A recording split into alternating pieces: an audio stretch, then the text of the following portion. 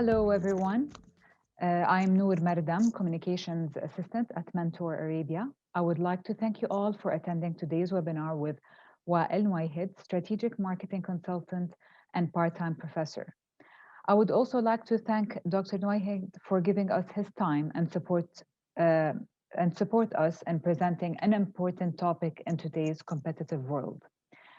Wael Nuweihed holds a doctorate in business administration and a certificate of research in management science from Grenoble École de Management in France, along with an MBA and a bachelor's in science from the Lebanese American University. Wael has more than 20 years of work experience covering the Levant, Arabian Peninsula, North Africa, and CIS markets across several industries and categories such as meals, snacks, ice cream, edible oils, household, automotive, and industrial paints. He offered several consultation services, seminars, and workshops on marketing strategy, business and revenue models, brand building, innovation management, brand campaigns, and process optimization. Wael holds many certifications in coaching, leadership, innovation, and change management. He is a mentor at Copenhagen Business School, Veritech, IM Capital, MIT Lebanon Challenge 2020, and a digital skills trainer at Injaz Lebanon. During today's webinar entitled Leading Innovation Through Design Thinking, you will learn about the interesting and insightful journey that explains the main components of the design thinking approach to innovation. You will also get introduced to various design tools that assist the innovation team in their hunt for the next big thing. We will have a Q&A session scheduled at the end of the webinar, so please submit your questions in the questions box. Dr. Wael, the floor is yours. Okay, thank you, Noor. Hi to all. First, I would like to thank you and welcome you to today's session, and thank you for being virtually present for us to have this discussion. I believe we'll have an interesting and exciting journey as we'll be discussing two very important and interesting topics, and these are innovation and the design thinking approach. Now, to be honest, both topics are quite complex and multidimensional. So what I will try to do today is to keep the discussion focused on the main central elements. First, to respect the time of the webinar and to allow some time for questions at the end of the session. But trust me, what we will discuss today will be enough for you to have a clear understanding of the overall process. And if you still have strong interest in innovation or design thinking, I do encourage you to go deeper later on by reading about each of these topics. That said, let's start the journey of today. So, how important is innovation? We know innovation is important, and we know in many industries, not to innovate is to die, is to get inferior versus competition. And as Bill Gates said, the share price is not something that we can control. We can control innovation, sales, and profits. So by focusing on innovation, companies can become better than competitors, can drive sales up, improve profits, and that by itself will reflect on the share price. And the interesting thing about innovation is that it has implications on different aspects of the business. So on one side, if a company is innovative, an example like Apple, they can demand higher profit margins. They can achieve better corporate and brand value. They can achieve increased cost savings. Of course, they would be able to lead the competition. On the consumer side, they will have a positive consumer attitude received from their consumers. They will have stronger brand appeal. They will have superior brand positioning, and they will even be able to attract better talent to be recruited within the organization. So innovation is very important. The question is, what do we call innovation? What is innovation? Is it just about a new product? Actually, innovation is multifaceted. It has different ways to achieve. It could be as critical as a COVID-19 vaccine. now it's the headlines of today, or it could be as simple as an upside down tomato ketchup bottle. But this simple bottle allowed Kraft to achieve enormous sales and maximize their market share and profit margins by big chunks over many years by a simple innovation. Innovation could be anything that drives value. It could be something like a product oriented to kids by making the pasta look like letters and engaging the young users to eat pasta. It could be about packaging and showing your product in a very nice and innovative way. It could be about convenience and adding value by making the user experience more enjoyable and more convenient. Or it could be about a new business model, like what Amazon, what eBay, what Airbnb, what Dollar Shave Club achieve. But it also could be in a campaign, like what Dove achieved in their internal beauty campaign, which allowed them to differentiate themselves versus competition. So as we can see, we can achieve innovation through different products, services, communication ways, business models. All this is part of innovation. Innovation is not just about a new product. The more important question is, how can we achieve innovation? How to innovate? In many cases, innovation seems like a black box. It seems so complex. It seems that not everybody can untangle the complexity of innovation. And in many cases, when you are looking for a new talent, you look at innovation as some sort of something that comes from a genius. It's not something that any person could achieve. Or in some cases where a company is facing some bad market conditions, being innovative looks like a miracle, which is actually not true, not the case. So the objective of the seminar today is to take us all into an interesting and insightful learning journey that explains the main important components of design thinking approach to innovation. So to understand what are the different stages, different steps of the design thinking approach. What we'll also do is we'll discuss plenty of design thinking tools that we use in each stage, and that will assist us and assist any innovation team in their hunt for the next big thing. That said, let's start the details about design thinking. So what is design thinking? Design thinking is a systematic, problem-solving, and innovation-driven approach. Systematic means there are different steps that we need to abide to. Problem-solving and innovation means that we are looking for solution. Now, the design thinking approach is characterized by being human-centered, possibility-driven, option-focused, and iterative in nature. And we'll discuss these 4 characteristics in a minute. Design thinking is also based on 4 key questions. What is, what if, what wows, and what works? And we will also address in details each one of these questions. But first, let's look at these 4 characteristics that we mentioned.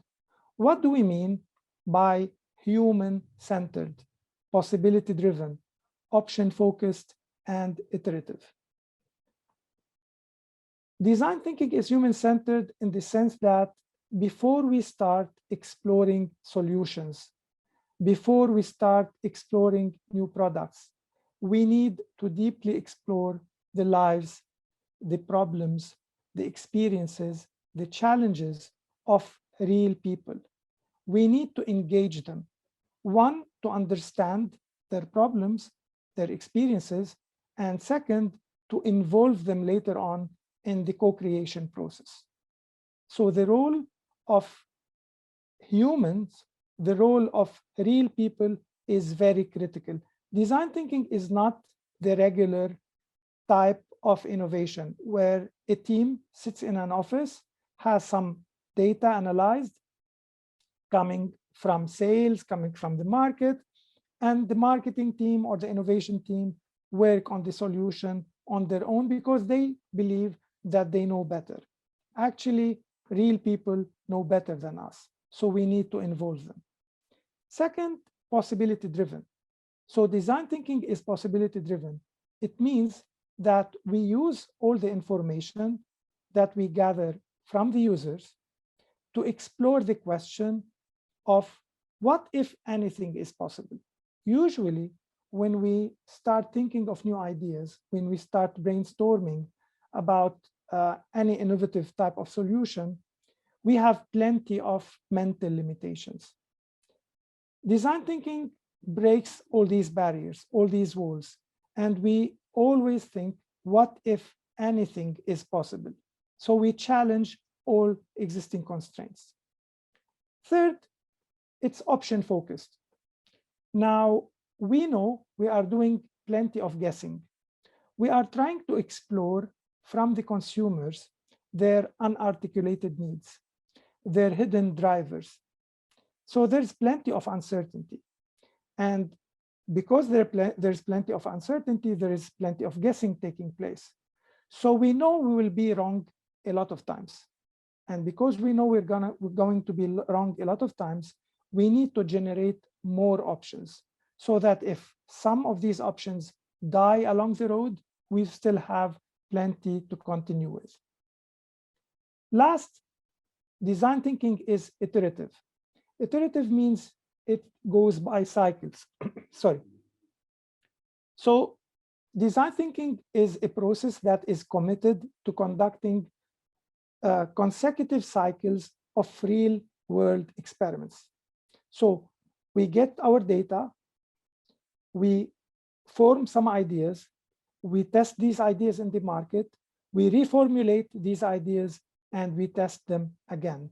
And we keep on doing this iterative cycling of experimentation until we hit the right spot of innovation.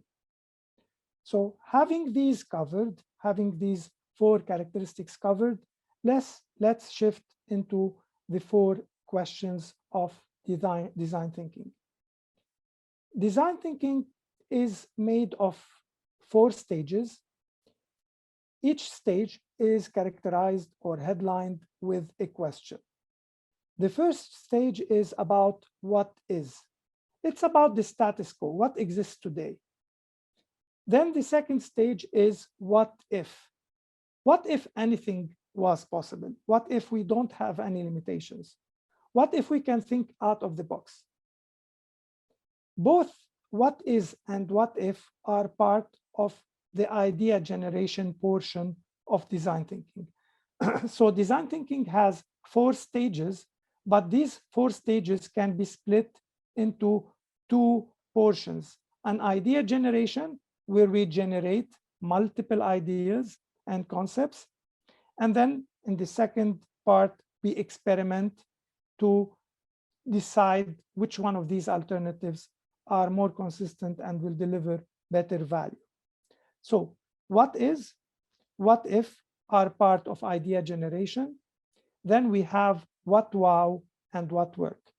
What wows and what works? What wows the consumer? What wows the user? What works with the consumer? What works with the user? With the person that is or will be involved with the solution. So let's talk a bit about each of these 4 questions. The cycle, the stages of design thinking starts with what is. In this stage, we focus on research. We focus on understanding the consumer, understanding the user, trying to identify the most important insights and try to develop some design criteria. So what we do is we immerse ourselves in the reality of the user. We go to their environment, we try to understand the end user and understand the unmet or the hidden needs. Because usually in dissatisfactions of today is the future, is the win of tomorrow. Any unmet need of today, any dissatisfaction that exists today is an opportunity for growth for us tomorrow. Second is what if. The second stage is what if. In this stage, after we have done our research in the first stage, after we have identified the key insights, after we have understood our user, we start generating ideas. We start brainstorming. We develop some ideas and we take these ideas and formulate them into concepts. And we end up with what we call napkin pitches. We will spend some time to talk about each of these terms because these are actually tools that we would leverage in the design thinking process. Now, the second stage is the stage of creativity. It's the stage where we generate ideas. And here we need to go beyond an idea, like a simple idea. We have to work on the idea and add different bits and bytes to it to make it a real concept, a robust concept that we can evaluate in the following two stages. Then comes what wows. Now we have a concept coming from stage two. We have a concept, we have some key assumptions that we have to test. And our role is to uncover these key assumptions. And after we do that, we need to develop some prototypes and create some experiments that allow us to test these concepts with the user. And finally, what works is we need to get the final feedback from the real stakeholders. So we do learning launches, we do some mini launches, we engage the user to test, to try the product, to try the prototype, to try the service, and provide us with feedback. As we receive the feedback, we will re-go into the cycle again, because we said it's iterative in nature, and we try to improve and add value to the product. So as we said, design thinking is a fast iterative process. What do we mean by that? We need to generate ideas quickly, test them quickly, identify what works well quickly, and then put these ideas on stage.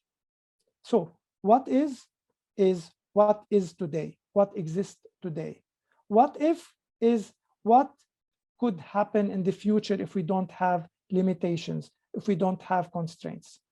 What is and what if is the phase where we generate ideas. Then comes what wows and what works. What wows means we need to have a product that attracts the attention of the user. So it has to wow these users. So we have to develop some assumptions of what could work well with the user, develop some prototypes, and start experimenting. And in the last stage, we actually do a learning launch. We do a mini launch to test the product and understand if what we did until today was successful or need any type of alteration. The different steps in the design thinking process are a mix of tools and project management tools.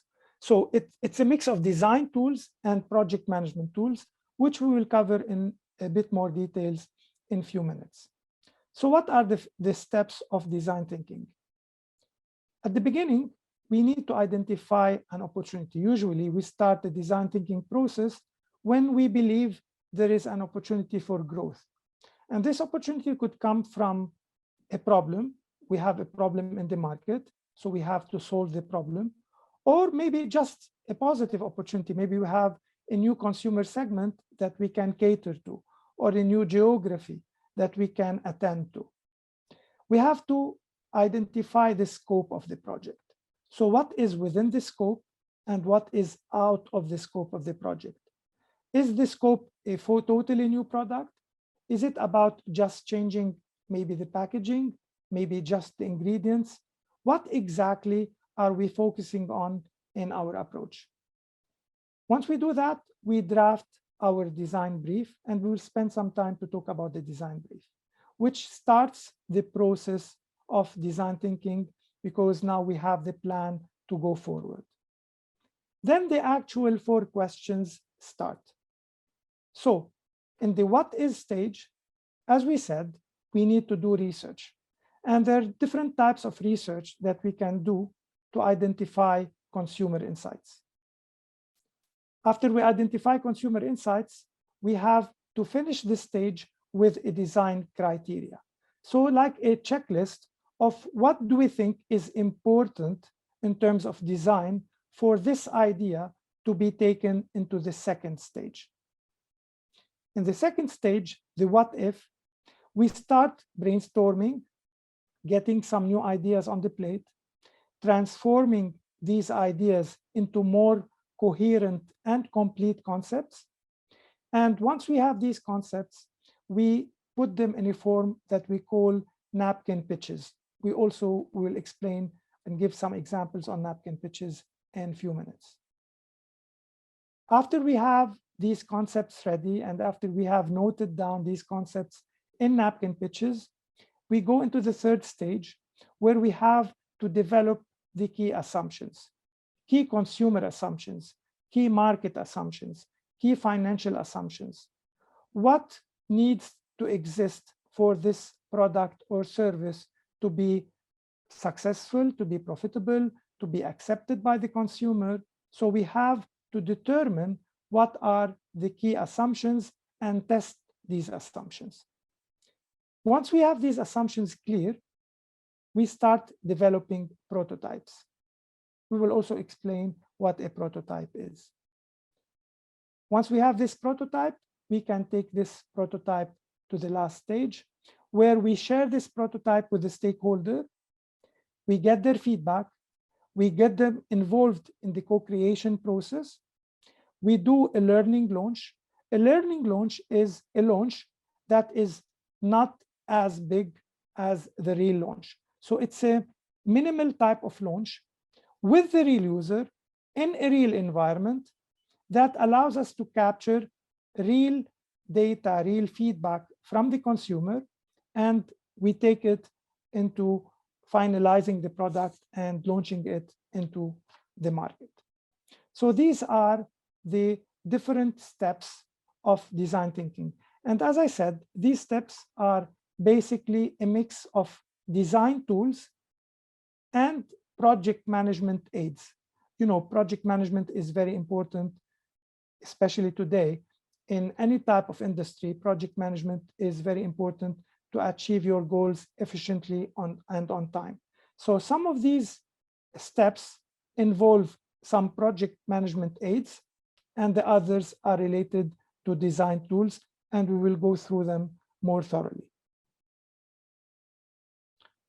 So what are the design tools and what are the project management aids? The design tools are visualization, journey mapping, value chain analysis, mind mapping, brainstorming, concept development, assumption testing, prototyping, customer co-creation, and the learning launch. These are all design tools, and we will talk a bit about each of these design tools. Supporting these design tools are some project management aids. We talked about the design brief at the beginning of the journey, before we start even asking what is. Once we realize that there is an opportunity in place, we develop a design brief. What exactly is required? Then we start the process. At the end of the first stage, once we finish the what is stage, we develop design criteria. So what are the checklist of criteria needed for the design to be successful? Then again, at the end of the second stage, we have a napkin pitch, which have the 2 or 3 concepts that we deem the ones that have the biggest success potential, and we put them in a napkin pitch format. At the end of the third stage, we do a learning guide, which puts some guidelines on how we want to test these prototypes in the market. So now it seems a bit confusing, but let's go into each one of these tools and aids to make it more clear. The first tool that we will discuss today is visualization. The interesting thing about visualization is that it's not limited to a specific stage. Visualization is something that we use along the whole process of design thinking because it's so powerful. So what is visualization? Visualization is to transform something that is written into something that is more visual, more tangible, more concrete. So rather than write a paragraph, draw a picture, tell a story, take a photo, make a video, make a map, because what the visualization tool allows you to do is to build on this idea. If you only script an idea on a piece of paper, it will not be easily comprehensible. It will not be easily visualized by others. On the other side, if you use a visualization tool, anybody who looks at, for example, this image will understand a certain journey, a certain experience, a certain story, which makes it much more powerful in communicating any idea. So visualization is not restricted to any stage. We can use visualization along the whole process of design thinking. And as we said, before embarking on the design thinking process, we have to develop a design brief. So a description about the project, what is the scope of the project, what is our intention from this project, what are the questions that we want to explore, who is our target users, what our research plan. So in a nutshell, what we're trying to do is to formalize this project, to define the goals, the needed resources, the timelines, and it acts like the guideline, the North Pole for the project. So we always start with a design brief. Once we have a design brief ready, we can start the journey of design thinking, which starts with the what is question. What exists today? What's the problem today? What's the unmet need? What's the current experience? This is the most important question among the 4 questions. If we don't do a good job in the what is, anything that we do later on will not be as successful as or as powerful as it could be. This is the most important stage, and for that reason, you will see we have the maximum number of tools within this stage. We have so many tools in the what is stage because it's very important to understand the consumer. It's very important to do the research, to identify the insights about the user, and to develop the design criteria. So what tools do we have in the what is stage? You will see that these tools that we will discuss are almost all within the scope of research. All these tools help us have a better understanding of the user, of the challenge, of the existing alternatives, and how these alternatives fall short from satisfying the needs of the consumer. I know this is not a marketing research course, but it's very important just to give you a glimpse of the research process. Research is split into primary and secondary research. Secondary research is any type of data that you get without doing the research yourself. So any data that is already available without you spending any penny.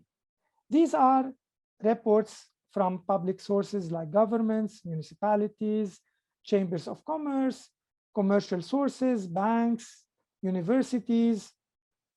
All these institutions publish plenty of data that is available to anybody without paying any money. So we always start by looking at what is available in secondary research. If the research doesn't provide us with what we need, then we do the research on our own, doing the primary research. Primary research could be qualitative or quantitative. I will not go into too much detail. Just understand that qualitative is done when we don't know too much about the consumer and the circumstances. So whenever we want to understand the background of the problem, whenever we have uncertainty, we start with qualitative. Quantitative is once you have solid understanding of the environment, then you can do a survey and do calculations and do statistics and have conclusive results. But this is not the discussion today. Now we're talking about innovation, about something that is uncertain. So our focus today will be about secondary research and then qualitative research. So as we said, secondary, we look at existing data and see if something can be important or fit to our knowledge. If it's not available, we start doing our own qualitative research. And we'll talk about different tools. One is ethnography. Ethnography is any type of research that is done in the natural environment of the user. So the researcher will take himself to the natural habitat or the natural environment of the user and do the research in that environment. So we need to see the user living in his natural environment to understand his life, his problems, his constraints, his challenges, his aspirations, his unarticulated needs. What ethnography allows us to do is to develop a journey map. What is a journey map? A journey map explains all the steps that a certain user will take to buy a product or to use a service or to achieve any goal. This is an example of, I will not go into details about this map, but if your car breaks down and you want to fix it, what do? You have to research, look at alternative companies that could fix your car. Then you have to, you have to book an appointment, go take your car for checkup, see what's there, pay, check out, and maybe do a follow-up visit in some time. In these steps, in these different stages, when we do journey mapping, what we try to understand is in each stage, what are you thinking? What are your thoughts? What are your feelings? What are your experiences in each stage? Because in each stage, as you can see, you might have conflicting feelings, conflicting thoughts. It's very important to understand how do we think and how do we feel and what do we experience in each stage, because in each stage, we might identify a certain opportunity for growth, an opportunity for innovation. So this is what Journey Map is about. Also within the scope of research, we do interviewing. And in interviewing, we do what we call interview laddering. You know what a ladder is. You know, step, a silum, something that takes us from one step to another. And usually in laddering, what we try to achieve is to go from something that is product specific to something that is consumer specific. Our objective is to understand the consumer, not the product. So yes, we start with a question about the product. For example, what is it? Then in each consecutive question, we skew towards the consumer. So what is the product about? What does it do for you? What benefit do you get from it? Why it's important? Now we're talking about the consumer side. And what personal value does this product or service or whatever serve for you? So in interview laddering, we start asking about something. It could be a product, service, a problem, but our intention is to go into the hidden needs and articulated needs of the user. And also, we might use projective techniques. Projective techniques are a bit more complicated. These are indirect methods of research. So rather than questioning our user directly in an interview or in a survey, If the topic is a bit, let's say, something that they are not comfortable to share with us, we use projective techniques. There are plenty of projective techniques. You see these in detective movies, something like association techniques. You share with them a certain word and ask them to tell you the first thing that comes to their mind. It could be a completion technique. You share with them a story that is not complete, and you ask them to provide the end of this story. It could be a construction technique. So you provide them, similar to this, with a visual that has some of the narration absent, and you ask them to construct this conversation. Or it could be something more advanced like role playing. We do use projective techniques in specific cases where it's not easy to get our insights from other techniques. Once we do these projective techniques, once we do these interviews, once we do these ethnographics, our aim is to develop something that we call a persona. Persona is a very powerful design tool. What is a persona? It captures your user. It captures different angles of the user, bits and pieces of data gathering that allows you to reflect on a certain users. So what are the interests? What are the powers? What are the needs? What are the behaviors? What are the values? What are the aspirations? What are the constraints? Usually, we do a persona with a name. So, for example, if you're targeting certain age brackets between, say, females between 20 and 30 years of age, you call her Lara, and you say Lara is a fresh graduate from business school. She started working 6 months in a bank, and this is her lifestyle, this is her interests, this is her engagements, this is her constraints, this is her challenges, these are her problems, these are her aspirations. So we develop a persona profile. Now, we develop a persona profile for our core user. We call him or her the champion or the hero. Who is the most important user for your product or your service? Who is the user who is so important that if you don't work it well with them, any other user will not be enough? So who is your core segment? Which is the most important user for your product? This is very important. But also sometimes we do extreme users. These are at the last two ends of the user spectrum. So maybe users who are, maybe people who are rejectors, who don't use the product or service at all, but we still approach them to understand the barriers. Why don't you use this product? Why don't you use this service? Maybe this will provide us with insights. We also look at the other side of the spectrum, the power users, the people who use the product way too much than your core user. Again, why? What's so attractive in the existing format that makes them power users? So this is another design tool. Once we finalize all these consumer tools, so if you recall, we talked about ethnography, we talked about laddering when we are doing interviews, we talked about personas, we talked about extreme users. We've covered the scope of the user.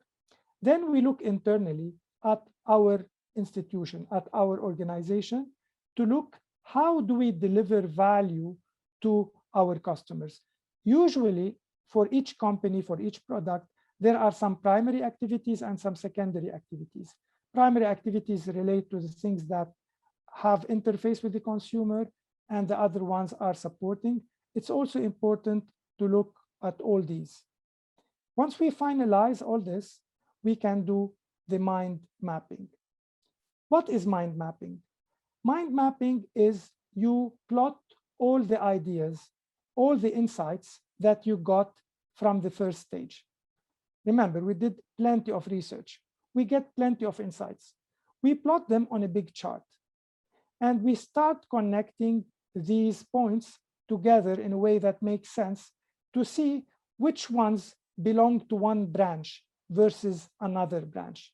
So we connect all these insights in a form of a map that connects these in a meaningful way that allows us to think of new ways, new ideas to cater for the consumer. So mind mapping is very important at the end of the first stage because it correlates all these insights in a way that makes more sense. Once we finish this stage, we do a project management aid, which is a design criteria. So we set the criteria upon which we will evaluate all the alternatives that we will come with in the second stage. So now we have grounded ourselves with understanding the consumer and their needs.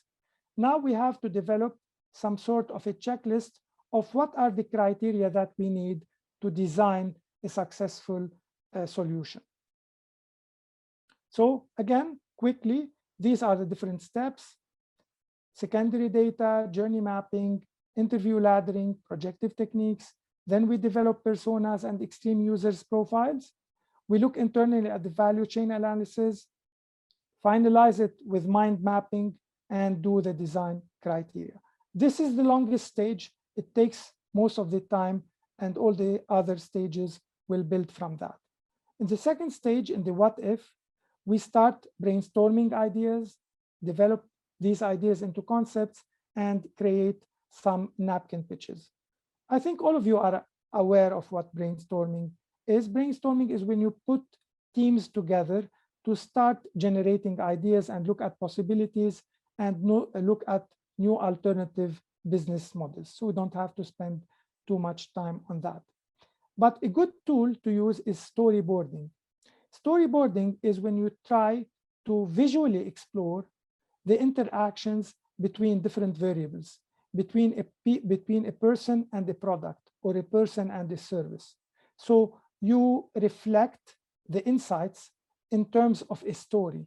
Now, why do we do that? Why this storyboarding is important? Because it adds value in the sense it brings more sense to an insight, because it puts it in a visual format and it connects a user with a certain aspect of the product, which makes it very easily to visually comprehend what the insight is about. Once we have these ideas, we have to transform these ideas into concept. What is a concept? A concept is an advanced state of an idea. So we develop the idea, we add different layers to the idea to make it more concrete, more complete. So as you can see on the left, this visual, this is not an idea, this is a concept, because it talks about the parts, the movements of the parts, the different aspects, the different configurations. So it's an idea on that has been enhanced with plenty of dimensions to make it a more concrete concept. And concepts are important to generate hypotheses, because then we can say, based on this concept, we believe this user will utilize this product in a certain way at a certain time. And then we can test this hypothesis. Once we do that, we can consolidate the top concepts. We could end up with 20 ideas, but after we consolidate these ideas into concepts, we develop the most important ones into napkin pitches. What is a napkin pitch? It's some sort of capturing each concept in a way that allows us later on to look at these different concepts and compare them together, apples to apples. So for each concept, what is the need? What is the approach? What is the benefit? And what's the competition? So it's a unified way to note down these concepts in a way that allows us to later on compare these different concepts. So in the what if, we do brainstorming, develop ideas, transform these ideas into concepts, and note down these concepts in napkin pitches. Now we have finished our idea generation stage. Now we have to go into the experimentation stage, which has two questions: what wows and what works. We start with listing the assumptions. So we isolate the different assumptions that relate to our product or our service in terms of ingredients, packaging, country of origin, manufacturing process, price, user, anything, any assumption that is related to the product or the service, we list it and we start testing these assumptions. Not all assumptions can be tested at this stage, but we try to cover as much assumptions as possible and test these assumptions. After we do that, we do prototyping. Prototyping is when we transform the concept into a prototype. Remember, we started with an idea, a simple idea, which we later on developed into a more concrete concept, more complete concept. Now we have to transform this concept into a prototype, something that is tangible, something that can be explored, something that can be tested, something that can be refined. Prototyping is the single most important step in the what wows stage. At the end of this stage, we develop a learning guide. So we list how we will do the final layer of testing. What is an affordable and efficient way to test this prototype? Usually we go into the last stage with 2 or 3 prototypes, 2 or 3 concepts. So the learning guide will tell us what is our strategic intention, what are the key assumptions that have not been tested yet, and we need to test in the final stage, how we will do this test, so the in-market test plan, and what type of resources are needed. So third stage is about assumption testing, prototyping, and finalizing the learning guide. Finally, in the last stage, we go back again to our user. We started with the user when we did the research, and now we go back to the user when we want to co-create with him or with her or with them the final solution. So we want the customers to participate in creating the final solution that best meets their needs. Remember, these are their needs, so they are the ones who can really tell us whether this is a good solution or a bad solution. And finally, we develop a learning launch. What is a learning launch? It's a mini launch. It's an affordable type of launch where we actually go to our real user in a real environment to test the prototype of the concept. It's similar to the actual launch, but with minimal resources, with affordable type of approach, so that we can have a solid understanding whether this product or service is successful without actually spending all the money that is usually required for the full launch. So these are the different tools that we used. We started with a design brief. We started researching using secondary data, journey mapping, interview laddering. We use projective techniques.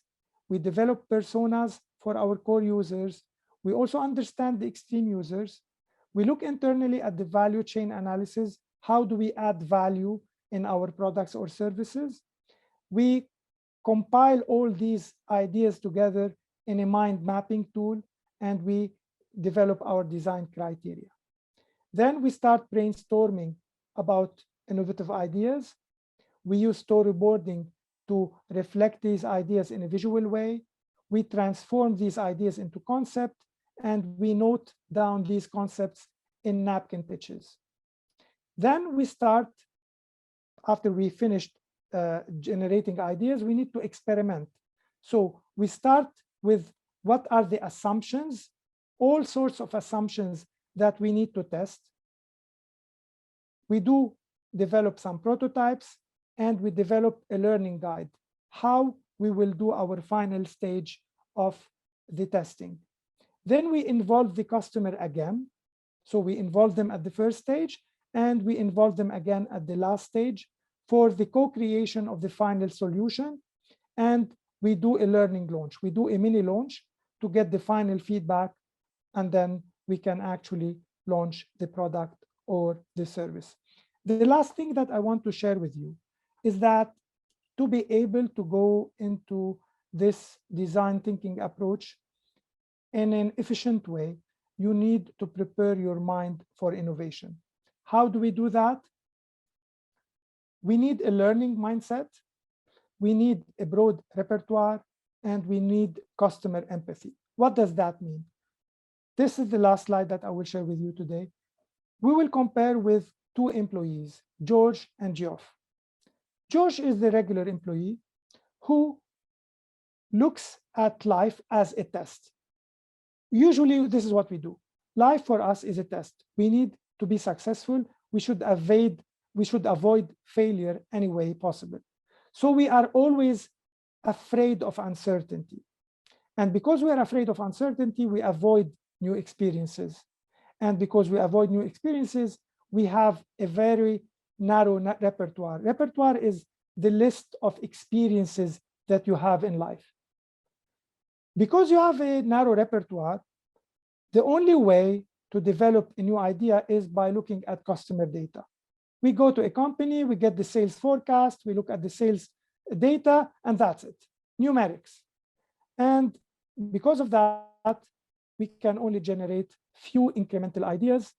And the way we try to avoid risk is by doing a very thorough financial analysis. And we make big bets very slowly if we ever do that. So we fail more often whenever there is a new situation. When there is certainty, we do very well. Whenever there is uncertainty, because we have a very narrow repertoire, because we do not know how to manage risk, this is where we fail. And this confirms the fixed mindset of George. On the other side, somebody with a growth mindset accepts uncertainty and always seeks new experiences, and thus he or she are able to build a broad repertoire. And thus, when they look for insights, they don't look at customer data, they look at customer empathy. They go to the natural environments to really engage the consumer and understand their experiences. Thus, they detect multiple hidden growth opportunities, and then they manage risk through action. They start acting, but they stay attendant, and they take control and they take action very quickly to manage the risk. They succeed more often whenever there's a new situation, and this confirms their growth mindset. I will stop. I think I took a few minutes more than I should have, but I hope I managed to cover at least the most important tools. And now I would look at any questions that you might have. Thank you, Wael, for this insightful webinar. I know there are a lot of details. It's such a short session for such a topic, and I really think that each process maybe requires one full True. webinar. But you managed to explain and be very concise with the important topics of the process. So thank you very much. I'm sure our audience found it very insightful. Now, some people are asking whether the presentation will be available. I would just like to let you know that the webinar recording will be available on Mentor Arabia's YouTube channel probably by tomorrow or after tomorrow at the latest. So you can access the recording anytime you want, and you can share it also with your network. Please feel free to do so. Please, anyone, if you have any questions, you can submit them in the questions box. I actually personally have two questions, Dr. Wael. The first one is, You know, like in your opinion, you know, there are companies such as Uber connecting drivers to riders in a very efficient way, or Airbnb managing short-term rental properties to property owners and a reliable and quick way to book a holiday home for travelers.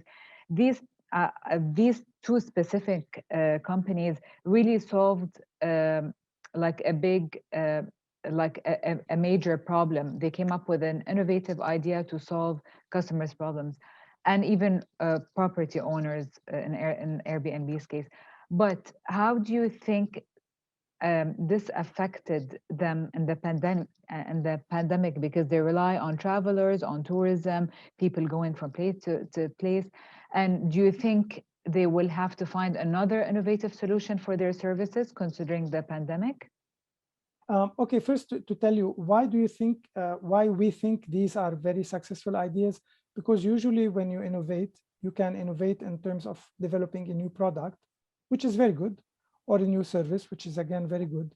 But the more impressive thing is when you develop an innovative business model. And Uber is a new business model.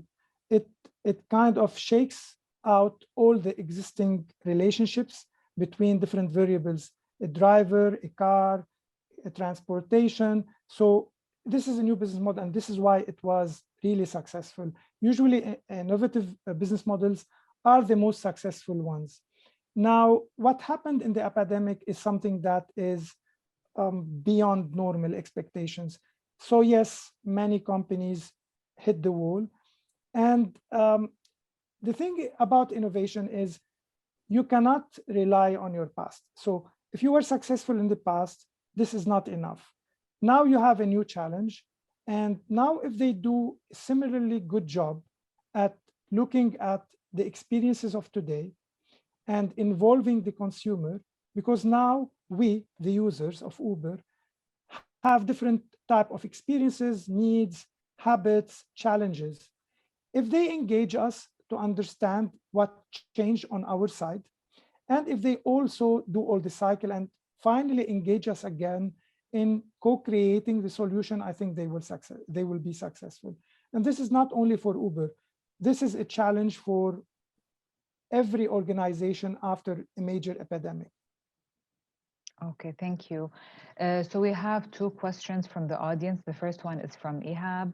He's asking if you can give us one quick example that passed through all the steps in a roadmap.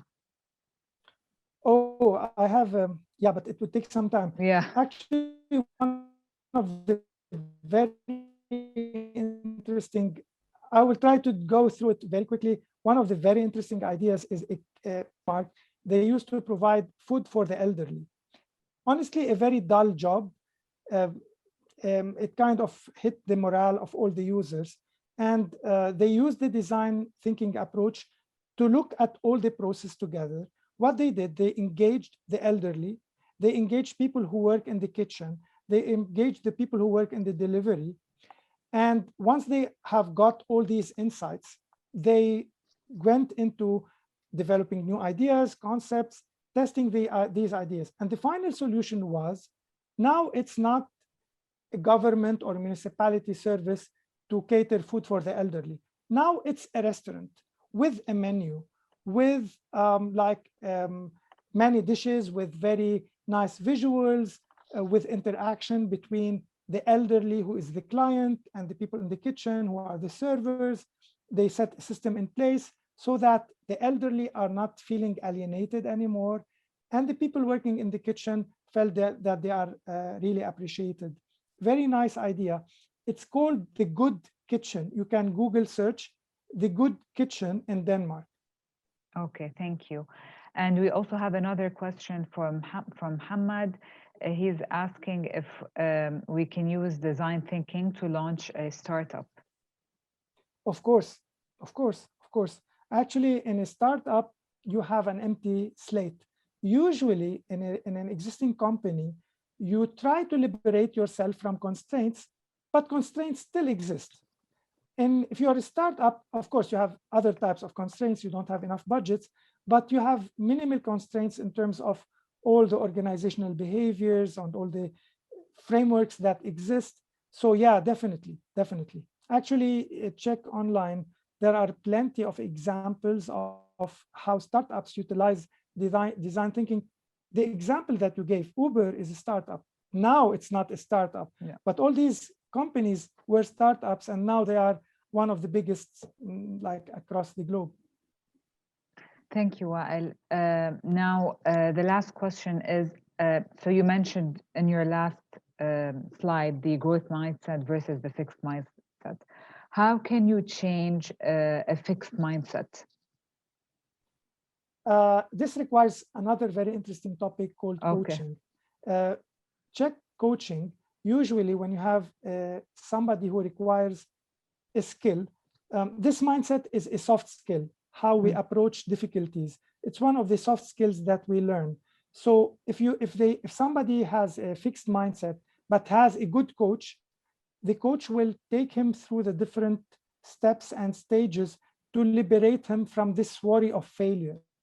But this is like quite a more complicated topic. But I think coaching is the right solution. Okay. We also have another question. So in real life, how long do the 4 stages take roughly? Oh, there's a huge variation. Some companies manage to do this within a couple of months, like 1 or 2 months. Because remember, you have to do research. You have to go and talk to the consumer. This takes a lot of time. You have to go to the natural habitat, natural environments of the users, engage them, get their insights. That takes time. But then you can, anyway, start expediting things. But usually it's, say, probably 6 to 8 weeks minimal. And sometimes, depending on how much time you need to generate a prototype and to test it, this could take months if we add some complexity of seasonality of products. Certain things takes more time, but from say 6 to 8 weeks, and then on the other side, it could take probably a few months. Okay, thank you everyone. Thank you for attending today's webinar. Thank you, Dr. Wael, for your support. You're most welcome. Please follow Mentor Arabia's social media platforms to stay updated with our future activities. Again, I would like to let you know that the webinar recording will be available on Mentor Arabia's YouTube channel, so you can access it in the next few days. Thank you and have a good afternoon, everyone. Thank you all.